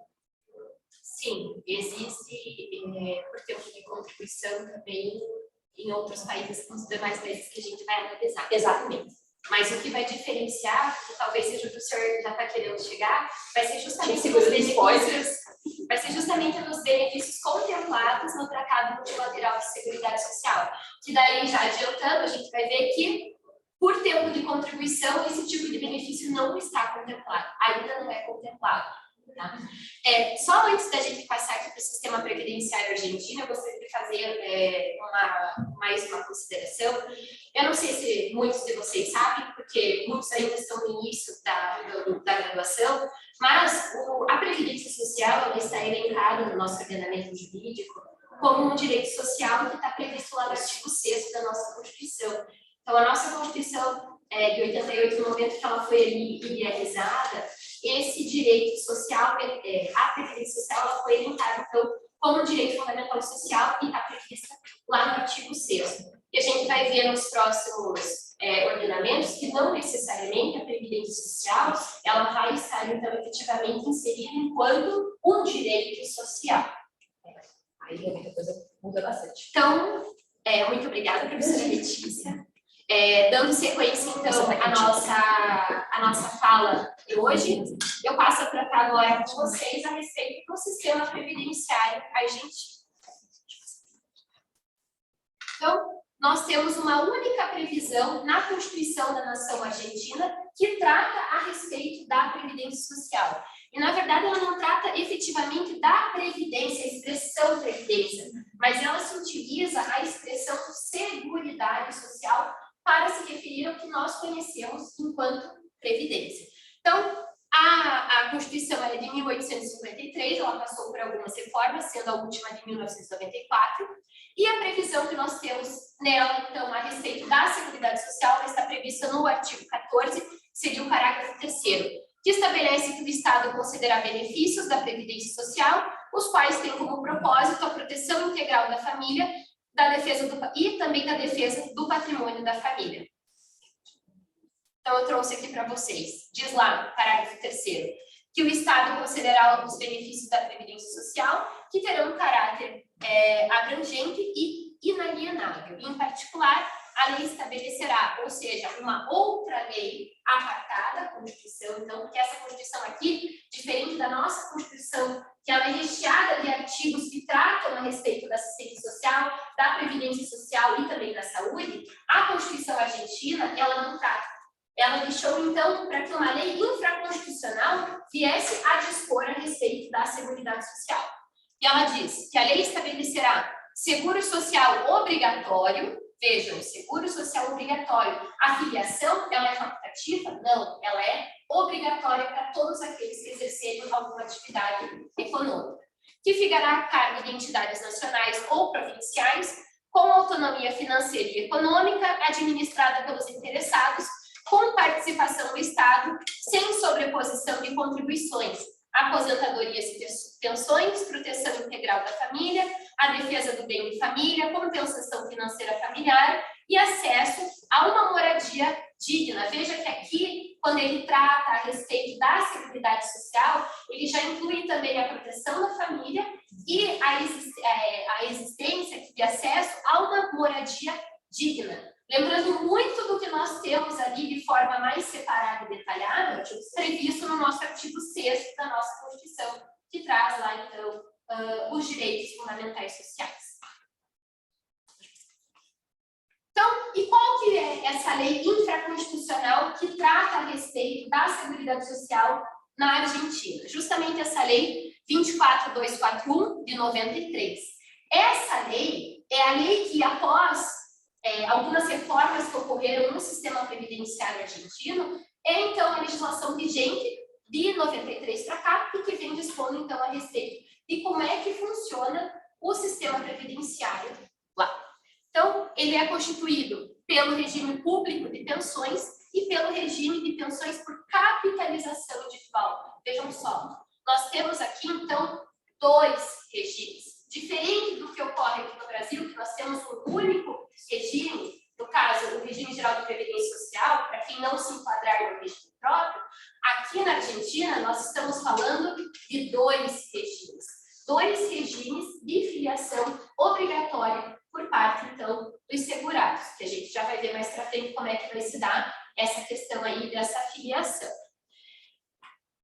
E esse regime, ele ele abrange também benefícios de aposentadoria, como vimos no brasileiro, e também regime de pensões. Por favor. Então, quais são as espécies de pensões previstas no regime previdenciário argentino? Nós temos a pensão universal do idoso, nós temos a prisão para ex-presos políticos, nós temos a pensão honorária para veteranos Essa de pensão guerra. para esses presos políticos seria que nós temos pensão para anistia. Isso, exatamente. Nós temos também pensão para familiares de pessoal de saúde, forças armadas, segurança e outros falecidos em decorrência da Covid. Isso aqui foi acrescentado agora, pós-pandemia, foi uma alteração que foi feita no sistema deles. Esse honorário do veterano de guerra não é da Segunda Guerra Mundial, que a Argentina foi neutra. Então, pode ser um conflito das Malvinas. Exatamente. Pode passar. Então, aqui nós temos, novamente, próximo enquete. Outras espécies de aposentadoria. Aposentadoria para autônomos, professores, pesquisadores, serviço doméstico ou atividades especiais, trabalho perigoso ou insalubre. Lembrando muito a nossa modalidade aqui de aposentadoria especial para aqueles trabalhadores que não estão a esses agentes insalubres ou periculosos. Aposentadoria para autônomos. Aqui a gente já traz organizamos para vocês compreenderem melhor como é que se dá, então. Quais são os requisitos necessários para que um beneficiário ele venha, então, ter direito a essa aposentadoria? Ele vai ter que preencher os critérios de idade, mais tempo de contribuição. Então, 60 anos para mulher ou 65 anos para homem, mais 30 anos de contribuições. Aposentadoria por tempo de contribuição, também vai ter que preencher os requisitos. Idade mais tempo de contribuição. 60 anos mulheres, 65 homem, mais 30 anos de contribuições também. Qual que é a diferença? A aposentadoria para autônomo, nesse caso, de uma aposentadoria por tempo de contribuição. Vai ser o tipo de vinculação. Se vai ser um autônomo ou se vai ser, então, um empregado. Aqui o que vai diferenciar isso? A forma de vinculação e como é que se está vertendo a contribuição para aquele regime. Não sei se você já chegou a pesquisar, mas isso é desde o início da lei ou foi alterado recentemente esse tempo de contribuição para a idade? Não, isso aqui no sistema argentino nós já temos isso aqui previsto desde a reforma que teve ali na década de 90. E recentemente não teve alteração lá? Teve uma alteração, tiveram algumas alterações, aquela relacionada à Covid e também eles passaram a considerar o tempo de cuidado materno como tempo de contribuição para fins de aposentadoria futura, que a gente vai falar nisso daqui a pouquinho. Benefício de velhice urbana, que podemos equiparar a nossa aposentadoria por idade. Também vai exigir idade mais tempo de contribuição. Então, homens ou mulheres, eles precisam ter pelo menos 70 anos, mais 10 anos de contribuição.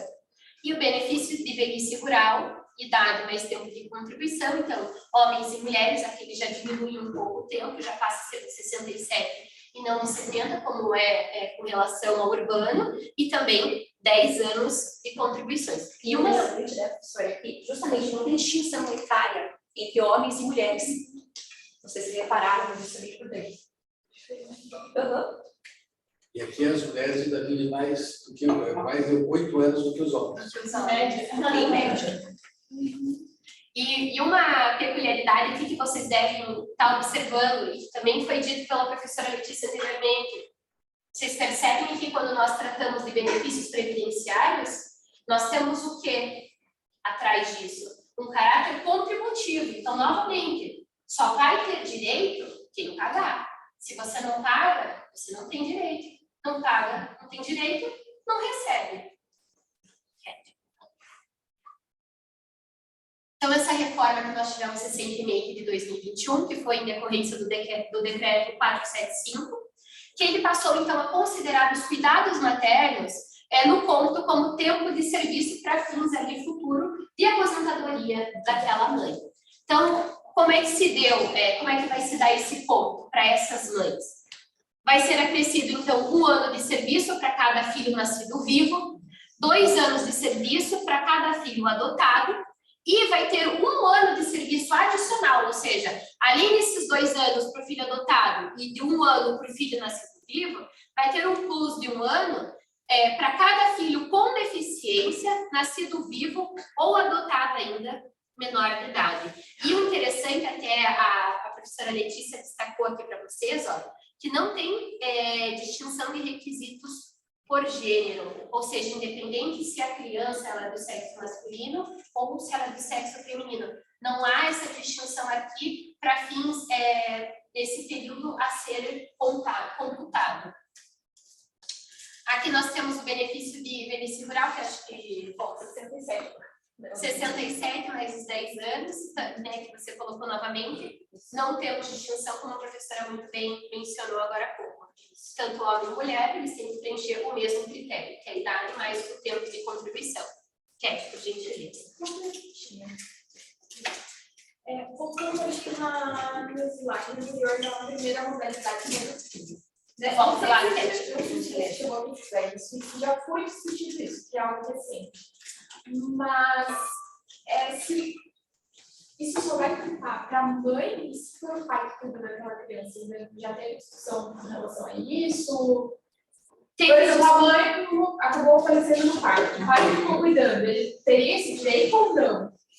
Nesse caso aqui, esse decreto ele foi feito direcionado para as mulheres, tá? Então, assim, por hora não teria como responder se já houve algum tipo de atualização para fins de se considerar também a questão masculina.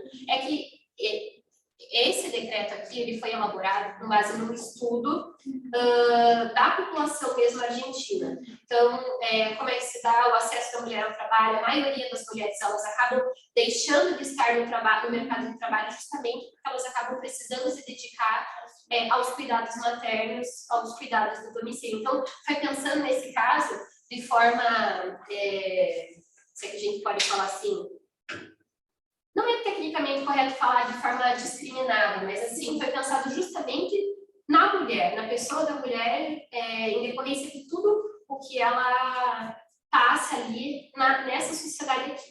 É um caráter de discriminação para chegar a uma igualdade. Exatamente. Material, né? Porque se a gente for analisar a população contribuinte atualmente da Argentina, a maior parte, principalmente que está no mercado formal, são os homens.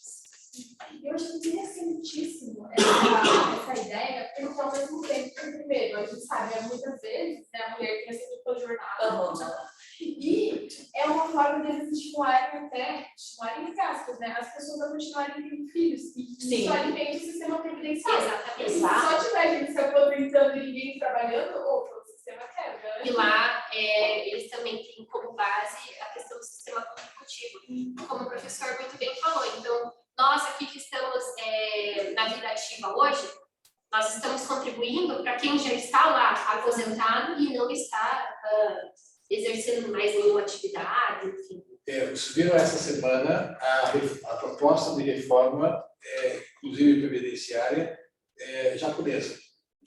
Eles estão, porque o Japão está tendo um envelhecimento da população, então incentivar a questão de filhos. E uma série de compensações, inclusive em termos de aposentadoria, está sendo proposta. Ela vai ter efeito a médio prazo. Sim. Mas é um problema que é o envelhecimento muito grande da população japonesa e a ideia da previdência social surge do Japão. Ela vai surgir no Japão. Esse é um dado interessante. Ela não é ocidental. Ela surge no Japão. E esse fator, agora, essa proposta, é algo para ser pensado como desenvolver. Vamos trazer para o próximo seminário. Bom tema. E aqui, ainda falando a respeito da Previdência Social da Argentina, nós trouxemos 2 peculiaridades para vocês. A primeira delas é com relação ao acordo multilateral de seguridade social que foi firmado, então, pelo Mercosul. E esse acordo firmado, ele passou a substituir os tratados bilaterais que que a Argentina, então, havia realizado anteriormente com o Brasil e com o Uruguai. E um outro acordo que nós trouxemos aqui, mas que não faz parte hoje do nosso debate, é o Acordo Multilateral Ibero-Americano de Seguridade Social para a República Argentina, que está em vigor desde 1º de agosto de 2016 e que foi firmado, então, com a Bolívia, Brasil, Chile, Equador, El Salvador, Espanha, Paraguai, Peru, Portugal, República Dominicana e Uruguai. Então, percebam que aqui a gente tem mais um tratado que trata a respeito da Seguridade Social e que acaba abarcando também mais países, justamente pensando nessa questão da seguridade daquele beneficiário, daquele trabalhador. Eu gostaria de fazer um comentário que eu acho que a gente acabou pulando aqui. Se você puder retornar um pouquinho, Cat, o primeiro slide que trata da aposentadoria do argentino, o primeiro. Aqui. Quando eu mencionei aqui regime público de pensões e regime de pensões por capitalização, eu mencionei que então, no sistema argentino, há 2 regimes que são obrigatórios de adoção, que vem a ser o público de pensões, que todos eles contribuem, e o regime de pensões por capitalização individual. E como o próprio nome diz, vejam só, diferente do público, que todo mundo contribui e vai para um grande fundo de investimentos, aqui no regime de pensões por capitalização individual, tudo aquilo que aquele contribuinte efetuar de forma complementar para fins de aposentadoria vai para uma conta separada, vai para uma conta individualizada, que no momento oportuno que ele atingir, então, aqueles critérios para fins de concessão de determinado benefício, ele vai poder, então, vir a receber como uma forma complementar daquele pagamento a ser realizado pelo regime público de pensões. E uma outra peculiaridade que a gente acabou não colocando aqui, porque a gente ficou com medo de, talvez, confundir um pouquinho a cabeça de vocês, é que daí nós temos escalas aqui dentro desse regime de pensões por capitalização. Então, o que vai distinguir de uma determinada pessoa se ela vai ter que se filiar também a esse regime de pensão por capitalização individual? O valor que ela vier receber. Se ela receber um valor baixo, vamos se for ali pensar no equivalente ao salário mínimo, ela não está obrigada a fazer esse complemento para esse regime complementar. Ela vai ficar vinculada apenas ao regime público.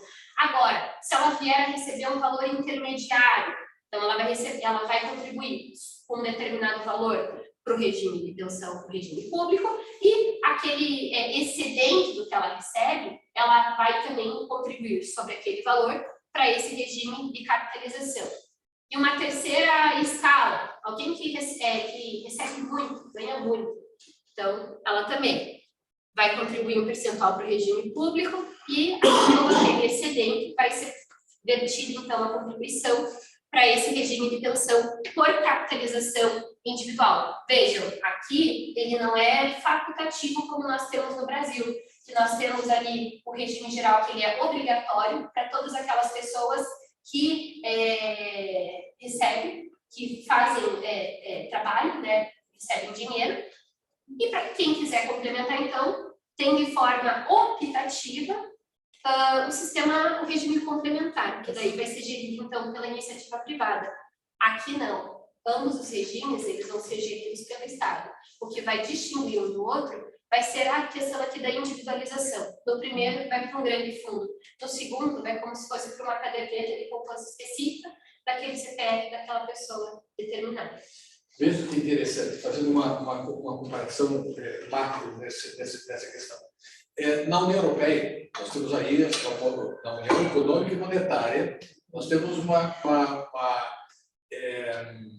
uniformização de toda a política econômica. Tá? Mas a questão previdenciária, o acesso para você conquistar a questão da aposentadoria difere de país para país. Por isso que deu um problema onde que as aposentadorias eram mais altas? Na Grécia. Na Grécia, que é Grécia quebrou. Onde que tinha era uma empresa de ferroviária que não existia, mas que contrataram uma porção de gente. Então, esse é um dos problemas. Quando você vai identificar problema, veja que o limite da soberania do Estado. O limite da soberania do Estado, é claro que o Estado é soberano nas questões internas. Sim. Mas o problema é o seguinte, que quando você faz parte de um grupo maior, por isso que nós não vamos discutir mais soberania, nós vamos discutir os atributos da soberania. Sim. Então, na questão da competência. É competência do Estado legislar sobre normas ligadas à aposentadoria? Sim, é competência. Mas elas têm que estar mais ou menos coerentes. Na Grécia, a aposentadoria era mais baixa por idade, era mais baixa e era em valor maior do que nas outras. Você veja que coisa interessante. Eu fico imaginando na organização da União Africana, se vai se pensar também em termos de aposentadoria no acordo entre os Estados, se pudesse ter uma coisa similar. É algo a ser estudado. Sim, mas é uma questão, uma parte política. A gente já teve uma discussão sobre a livre circulação sem precisar de visto, mas até hoje não tem sentido. Não, eu não digo, que é um outro patamar, porque a livre circulação de pessoas, ela vai precisar ser implementada. Mas eu estou dizendo uma questão além. Eu estou dizendo uma questão, pensar na questão dos regimes previdenciários eventualmente existentes lá. Eu sei que existe na Nigéria, eu não sei se tem no Camerun, eu sei que tem no Senegal, sei que tem na África do Sul, sei que tem na Tanzânia, mas é algo a ser estudado, algo a ser pensado. Que esse é um dos fatores. E pense aqui no Mercosul. Nós vamos ter a mesma dificuldade. Os países são soberanos para fazer as suas leis, mas elas vão ter que combinar para ter senão o próprio sistema quebra. Sim, é um grande desafio. Bom, estamos dando. Professora, mas eu acho interessante porque do Chile é por capitalização. Sim, é diferenciado. Só que lá é privado mesmo, é para aquelas AFPs que eles falam. Que daí não vai ser gerido pelo Estado, caso do lá. Não, só isso. Então, dando continuidade aqui, agora a gente passa a análise do nosso terceiro estado, que vem a ser, então, o Paraguai. Assim como na Constituição argentina, nós também temos na Constituição uruguaia uma previsão com relação à Previdência Social, e aqui, novamente, nós teremos ali o uso da expressão seguridade, que eles estão, nada mais é para eles do que a Previdência. Então, está previsto lá no artigo 95 que a lei estabelecerá o sistema obrigatório e integral da Seguridade Social. Novamente, nós vamos ter ali uma legislação infraconstitucional que vai estar tratando a respeito de como é que vai funcionar esse sistema previdenciário paraguaio. Então, a lei estabelecerá o sistema obrigatório e integral da Seguridade Social. Agora prestem atenção. Para o trabalhador e a sua família, ou seja, para o trabalhador, aquele trabalhador regular, e a sua família, seus dependentes legais, que poderão ser públicos, privados ou mistos, sendo, em qualquer caso, supervisionados pelo Estado. Cat, por favor. E vejam que peculiaridade interessante o sistema previdenciário paraguaio, porque, diferentemente do brasileiro e do argentino, aqui nos paraguaios nós temos uma vinculação direta do sistema previdenciário com o direito do trabalho, de modo que só vai ser reconhecido como segurado obrigatório do regime de previdência paraguaio quem? O trabalhador. Aquele trabalhador que está nesta qualidade de forma regular. Então, vejam só, quem que vai ser excluído? Quem são os excluídos desse sistema previdenciário? Os trabalhadores rurais, os informais e os autônomos. Essas categorias aqui não se enquadram nesse sistema previdenciário paraguaio. Apenas aquele empregado que trabalha ali sob o regime CLT, digamos assim, que trabalha com carteira assinada. Eles não podem sequer contribuir de forma facultativa? Não é permitido. Aí que tá, nem o facultativo, nem quem não trabalha com carteira assinada não só dessa forma. Daí a gente poderia estar pensando para um próximo seminário, verificar como é que funciona a questão ali da assistência social no ordenamento paraguaio. Para a gente ver, então, como é que vai se dar essa assistência para essas pessoas que acabam sendo excluídas desse regime aqui. O que gera um grande problema, né? Com certeza. Porque isso a parcela de pessoas que efetivamente têm carteira assinada no Paraguai e todo o resto. E os autônomos? Os autônomos. Sim. Seria até que se estimula, por exemplo, o trabalhador rural, né? Claro. Trabalhador dos campos. Autônomo, então. E as alíquotas de contribuição, elas funcionam como também ocorre aqui, né? Nós temos uma 9% vai ser do empregado e os demais 14%, então, vai ser o empregador que vai estar vertendo a contribuição para esse regime. Cat. Então, como está previsto lá na Constituição, lá dizia que poderia ser um regime público, misto ou privado. E como é que essa legislação intraconstitucional ela veio a organizar, então, esse sistema previdenciário paraguaio? De duas formas. O primeiro deles é o obrigatório, que é o Regime Geral de Previdência Social, gerido, então, pelo Instituto de Previdência Social, que é o principal órgão previdenciário responsável por regulamentar as aposentadorias e pensões e a saúde da população. E nós temos também aqui o complementar, que é o regime de previdência privada complementar e obrigatório. Vejam, novamente, nós teremos dois regimes, mas aqui nós teremos a obrigatoriedade de vinculação a esse regime complementar, que daí quem vai gerir, então, vão ser as seguradoras privadas. Nesse caso, daí o autônomo poderia participar. Nesse caso aqui, não. Não é possível. Ele é complementar. Ele é complementar e obrigatório porque ele vai efetivamente complementar aquela aposentadoria daquele trabalhador. Cat, por gentileza. Então, essa lei infraconstitucional que vai dispor a respeito desse sistema é a Lei 98 de 92, que ela estabelece normas sobre o regime unificado de aposentadorias e pensões. Aqui é interessante porque antes dessa lei, o que nós tínhamos lá no sistema previdenciário paraguaio? Várias disposições, várias legislações esparsas, cada uma tratando a respeito de uma categoria. Eram inúmeras. E a partir dessa reforma que houve, então, em 92, elas foram unificadas. Por isso que, então, foi adotado esse nome de regime unificado de aposentadorias e pensões. E ela prevê 3 tipos de aposentadorias, que vem a ser a ordinária, por enfermidade comum, acidente de trabalho ou, então, enfermidade profissional. Essa aposentadoria obrigatória ou a voluntária, ela se enquadra ali dentro da aposentadoria ordinária. Como é que vai ser? Como é que funciona, então? A obrigatória, nós temos alguns requisitos a serem preenchidos.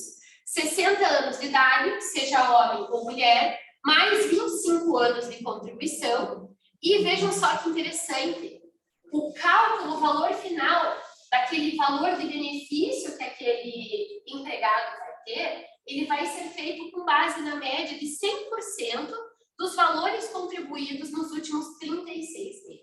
Então, veja que, de acordo com como esse sistema se apresenta hoje, desses 25 anos, que é um dos critérios que o homem ou a mulher eles vão ter que preencher 25 anos de contribuição, nós podemos considerar que por 22 anos, esses empregados poderiam ter recolhido por um valor menor, tá? E dos últimos 3 anos, eles poderiam, então, estar fazendo um recolhimento com base num salário mais alto, para que daí, no momento oportuno de estar requerendo aposentadoria e vindo a receber, ele conseguiria, então, se aposentar com essa renda mensal aqui inicial de 100% dessa média dos últimos 36 meses. Apresenta aquele mesmo problema que nós tínhamos aqui. Sim, porque vai inchar tanto que nós teremos poucas pessoas contribuindo, muitas pessoas recebendo, e o pior de tudo, recebendo a dificuldade nessa média de 100% do valor dos salários de contribuição dos últimos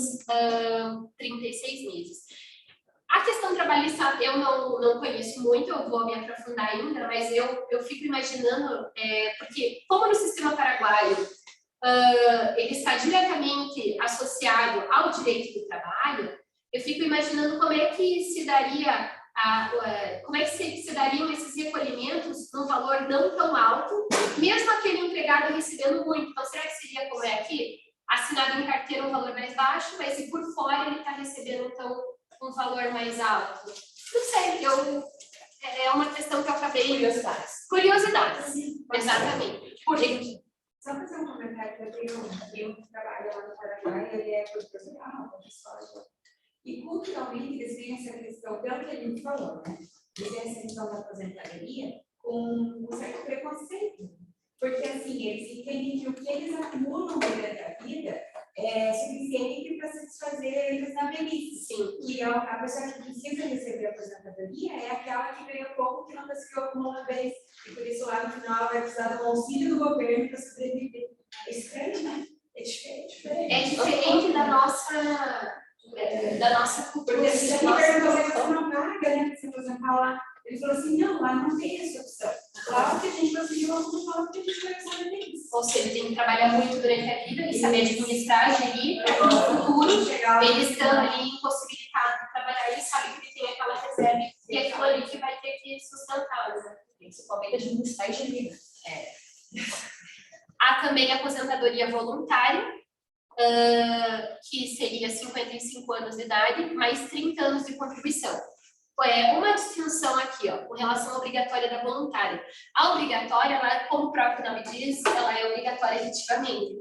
Então, vamos considerar aqui que o homem ou a mulher já tem 60 anos de idade completos e já atingiu os 25 anos, não tem outra alternativa. Obrigatoriamente, ele vai ter, então, que estar aderindo a essa modalidade aqui de aposentadoria. Ao passo que a voluntária, nós temos algumas diferenciações. Então, vejam, a partir dos 55 anos de idade, mais 30 anos de contribuição, já vai ser possível aquele homem ou mulher estar solicitando aposentadoria. Só que aqui a gente vai ter uma mudança no critério ali com relação ao percentual. Enquanto na obrigatória, a média vai ser com base em 100% dos recolhimentos dos últimos 36 meses, aqui, nessa voluntária de 55 anos, a média vai se dar, então, no máximo 80% nos últimos 36 meses. É como se a gente tivesse aqui a incidência do fator previdenciário como ocorre no nosso sistema. Se uma pessoa ali numa aposentadoria programada por tempo de contribuição, com 52 anos de idade, ela já atingiu os 30 anos. Em tese, ela já está apta. Ela atingiu o tempo de contribuição necessário, ela já poderia se aposentar. Ela pode, só que o que vai acabar entre aspas, prejudicando, influenciando ali no valor final do cálculo, a idade.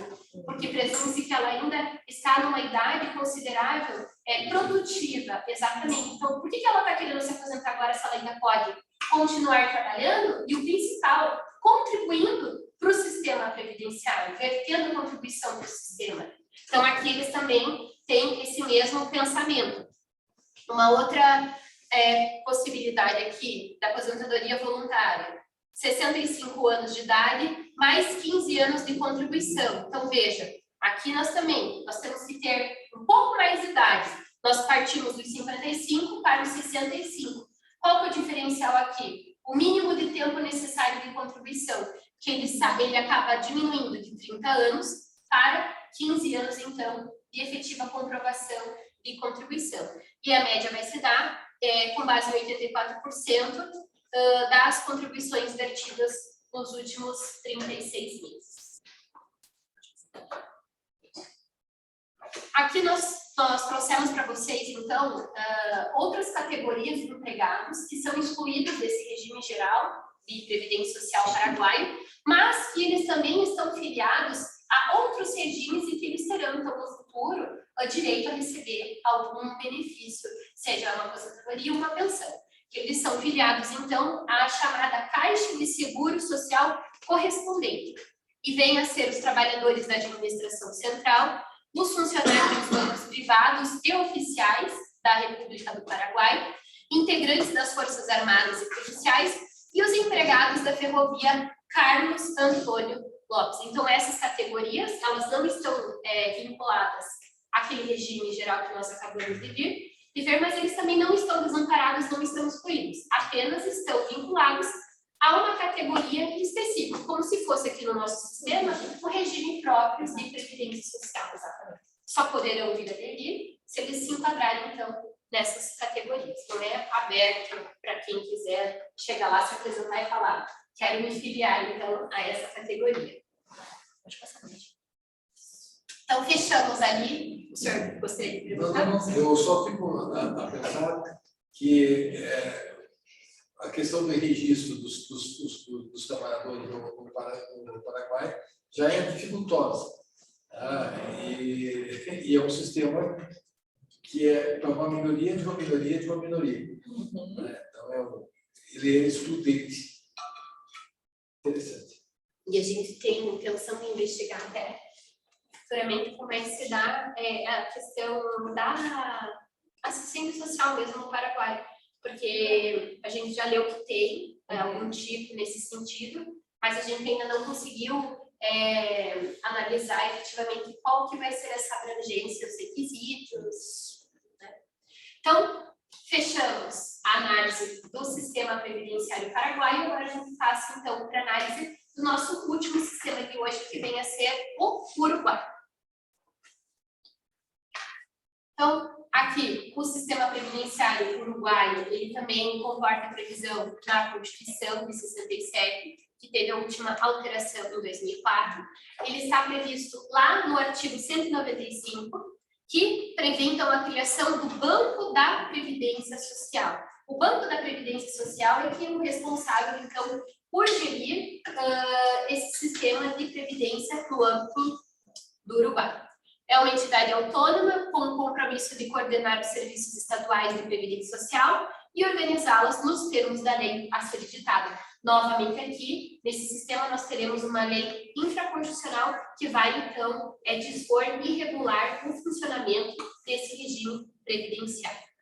Ele é fundamentado no princípio da universalidade, assim como nós temos também nos princípios ali que regem a nossa Seguridade Social, e ele visa a proteção de todas as ocupações pelo Banco de Previdência Social. Mais uma curiosidade aqui a respeito dessa previsão na Constituição uruguaia, que lá a Previdência Social ela foi elencada como um direito fundamental humano, exatamente nesses termos que eles classificam a Previdência Social. Aqui eu só trouxe para vocês o artigo 195, mas quem tiver curiosidade, pode procurar esse debruçar, que vão ter outras duas disposições que vão tratar a respeito da Previdência Social também nesse sistema. Então, essa legislação infraconstitucional uruguaia que trata a respeito da Previdência vem a ser essa Lei 16.713 de 95, que é a chamada Lei da Seguridade Social, e ela também, assim como em outros sistemas que nós vimos até agora, também passou por uma reforma, e essa, então, é a legislação atual, é a última vigente, né? E que reformulou o sistema previdenciário uruguaio. Nesse sistema aqui, nós temos dois tipos também de vinculação. Nós temos o programa público e o programa Sistema Individual da Capitalização Integral. O primeiro deles, que vem a ser esse programa público, que a gente também denominado reformado, porque foi principalmente que sofreu grande impacto em decorrência dessa reforma que teve na década de 90. Ele é gerido pelo Banco da Previdência Social e ele concede um benefício básico baseado no sistema de repartição simples. Não é tripartido? Nesse caso aqui, não.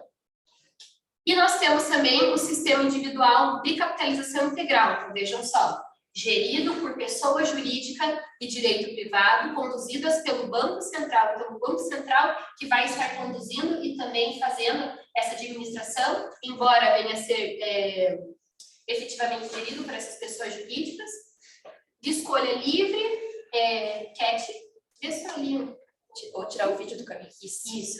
Escolha livre pelo filiado e complementar. Então, vejam só, aqui nós temos também como ocorreu em outro sistema. Novamente, repartição simples, baseado no princípio da universalidade. Todo mundo vai contribuir para aquele grande fundo de contribuição da Previdência. E o complementar, que vai ser, então, esse programa individual de capitalização integral. Nós vamos ter também essa questão aí da complementariedade para fins de futura aposentadoria, e aqui a gente vai ter essa cotização, CPF do Nemésio, contribuição do Nemésio, vai estar separado, então, com relação ao Nemésio. Aqui não.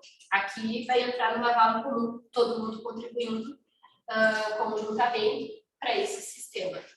Cat, pode passar.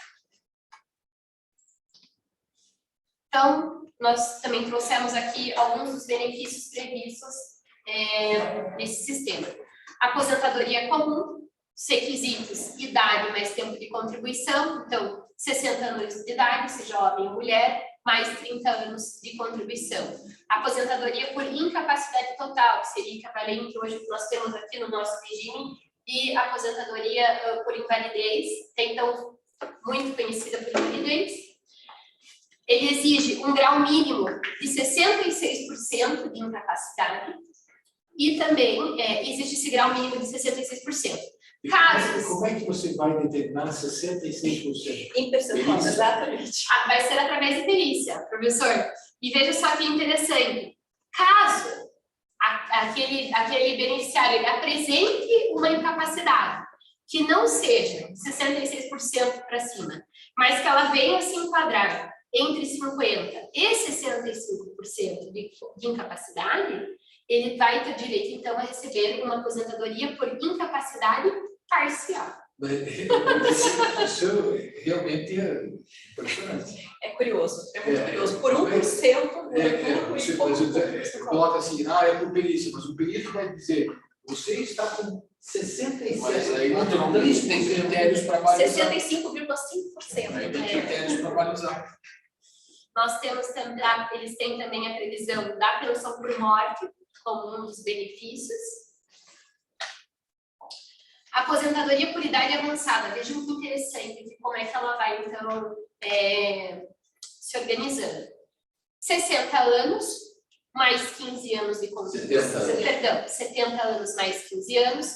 Ou 69 mais 17. 68 mais 19 anos de contribuição. 67 mais 21 anos de contribuição. 66 mais 23. 65 mais 25 anos. Então, quanto maior a idade, menos tempo de contribuição. E o inverso também se aplica. Menor a idade, mais tempo de contribuição que se exige.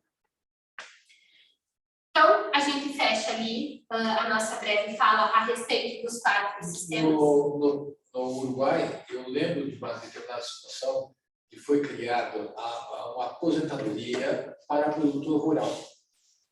E essa aposentadoria para produtor rural, ela possuía uma ideia muito interessante, mas ela teve um efeito nocivo para a sociedade.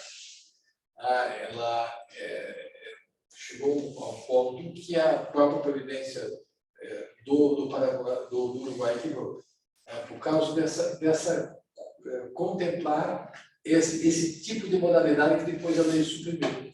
Mas é interessante fazer um estudo sobre isso. Vamos analisar. Obrigada, professora. Então, a gente fez ali um breve retrospecto a respeito de algumas especificidades dos 4 sistemas previdenciários, Brasil, Paraguai, Uruguai e Argentina. E agora, já nos encaminhando para a finalização do nosso seminário, a gente traz para vocês, então, o Acordo Multilateral de Seguridade Social do Mercosul, que foi confirmado por esses 4 estados. Por gentileza. Então, ele foi celebrado em 15 de dezembro de 97 pela Argentina, Brasil, Paraguai e Uruguai, e ele visa justamente possibilitar a contagem de tempo de contribuição do país de origem. Então, se nós temos, por exemplo, a professora Letícia, que em um determinado período da vida dela, ela esteve laborando no Paraguai durante 10 anos, e posteriormente ela veio a retornar para o Brasil, ela quer saber, será que é possível computar esses 10 anos que ela verteu no Paraguai, aqui, para fins de contagem de tempo no Brasil?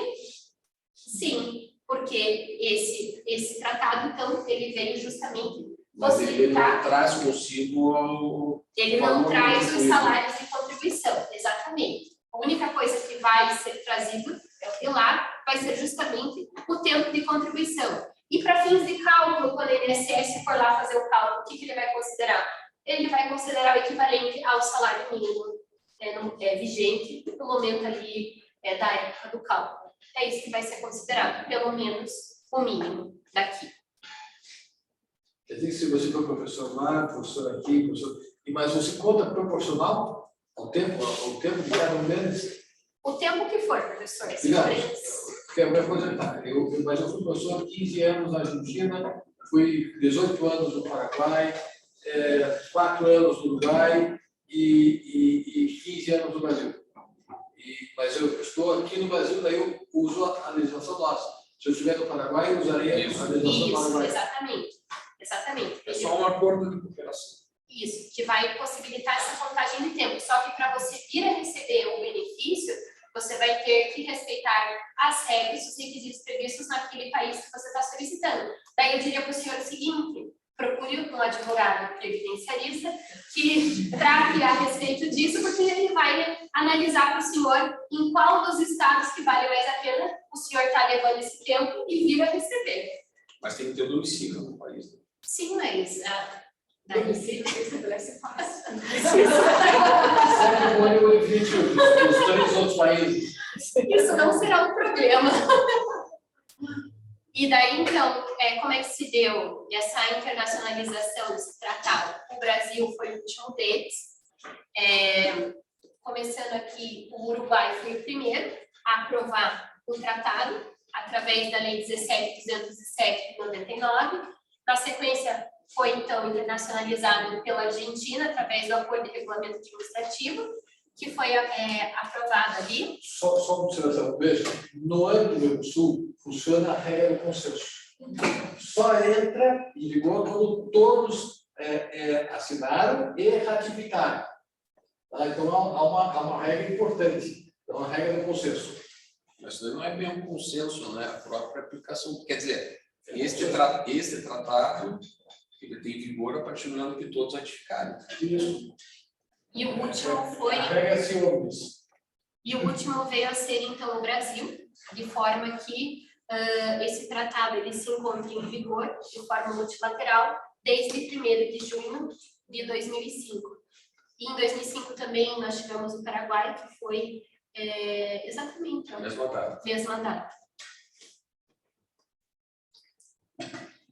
Então, quais são os benefícios contemplados por esse tratado? São apenas esses: aposentadoria por velhice e idade avançada, aposentadoria por incapacidade permanente, benefício por incapacidade temporária e pensão por morte. Lembrando que, para que um determinado contribuinte beneficiário ele venha a ter esse período aqui, esse benefício aceito, ele vai ter que, primeiro de tudo, trazer o tempo, apresentar perante ali aquele órgão que vai estar gerindo a questão da concessão dos benefícios, e ele vai ter que preencher também os requisitos daquele estado que ele está solicitando aquele benefício.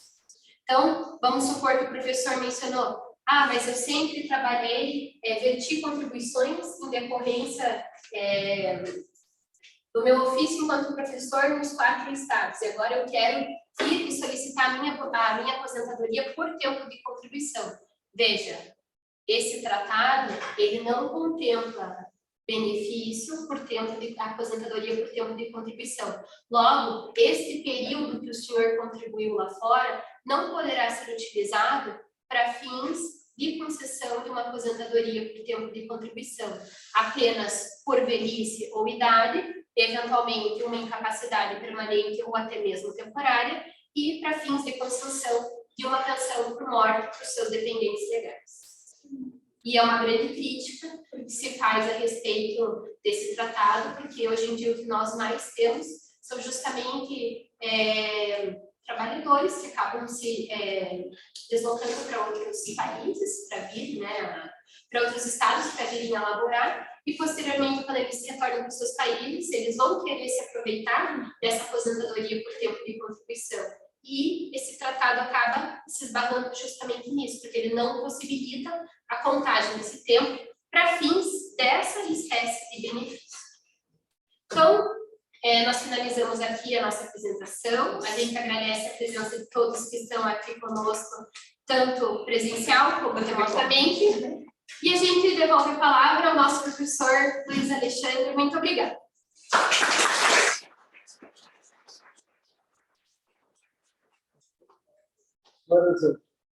É um tema que sempre suscita reflexões. Vocês viram pelas perguntas, pela condução.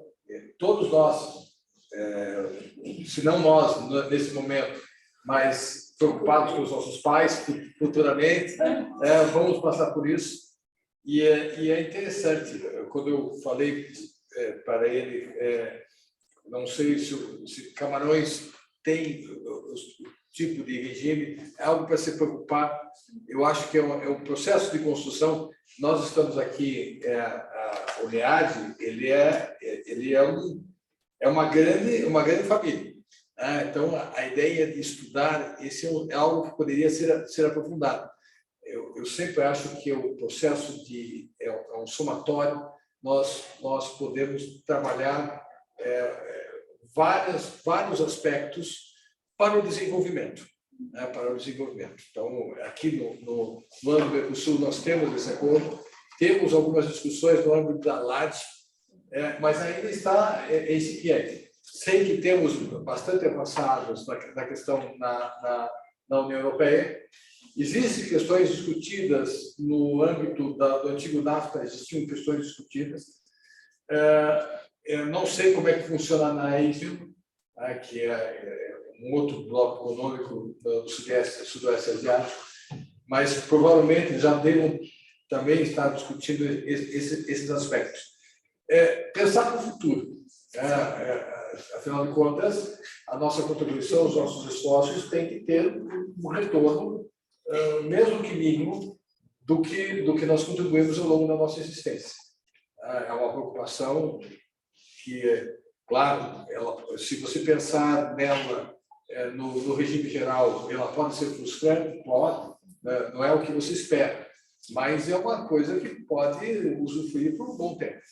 É algo que vem e usufruir por um bom tempo, é uma reserva. Claro que hoje ela não mais satisfaz, você não pode pensar em parar simplesmente e depender disso. Mas é um auxílio importante. Antes de fazer o encerramento, agradecendo novamente a ambos, o pessoal tem alguma pergunta, alguma dúvida, alguma angústia? Julianas? Não, tudo excelente. Ótimo. Ficaram ótimo. algumas... Foi muito explicativo, muito bom. Sim, isso é uma preocupação nossa aqui também, ser bem pedagógicos, já que temos alguns alunos que estão iniciando esse percurso. Antes de encerrar, mais um fator importante. Estão abertas as inscrições para o mestrado e doutorado, agora oficialmente. Alguns aqui, eu espero que comecem a pensar seriamente no mestrado e ou doutorado, o doutorado. Sim, O doutorado.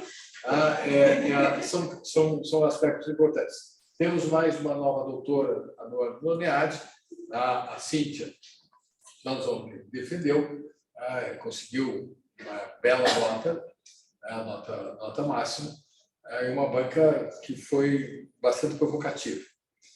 E isso nos deixa muito satisfeitos. Mais uma doutora no âmbito do NEAD. Bom, conclamo a vocês aqui. E tem mais um recado, professor, de passar. E estão abertas também as inscrições para a pós-graduação em negócios internacionais aqui na PUC, coordenada pela professora Juliana, pelo professor Rafael, que eu também faço parte do corpo docente. E, gente, essa pós foi montada, assim, escolhida a dedo. Então, para quem tiver interesse, quem souber de alguém que tenha interesse também, vale bastante a pena. Sou suspeita em falar. Ótimo, também então estão dados esses avisos paroquiais. Convido-os, daqui 2 semanas nós teremos um fechamento desse semestre e também a divulgação do calendário para o segundo semestre. Já temos alguns aqui que vão apresentar o trabalho. E então, espero-os daqui 2 semanas. Pessoal, lembrando que a seleção joga hoje às 6h30. Tá?